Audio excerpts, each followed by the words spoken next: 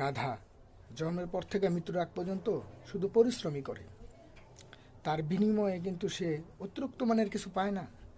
মালিক পক্ষের কাছ থেকে সে হয়তো বা কিছু খাবার পায়, কিন্তু অতিরিক্ত যত্ন বা ভালোবাসা বা টেক কেয়ার এই ধরনের কিছু পায় না সে। কিন্তু এটার অপোজিট যদি আপনারা দেখেন ঘোড়ারে, তো দেখেন ঘোড়া কিন্তু জন্মের পর থেকে একদম মৃত্যুর আগ পর্যন্ত মালিকের খুব যত্নে থাকে, আদরে থাকে, ভালোবাসায় থাকে, স্নেহতে থাকে। তার প্রতি আলাদা একজন লোক রাখা হয়, তার গোসল করানোর জন্য, খাওয়া দাওয়ার জন্য, সব কিছুর জন্য তার জন্য একটা আলাদাভাবেই থাকে। তা আসলে বিষয়টা হচ্ছে যে যদি আপনি যদি আপনি যত পরিশ্রমী করেন না কেন, যত পরিশ্রমী করেন না কেন, যদি আপনার লাক ব্যাপার না হয়, তাহলে আপনি কোনোদিন পরিবর্তন হইতে পারবেন না।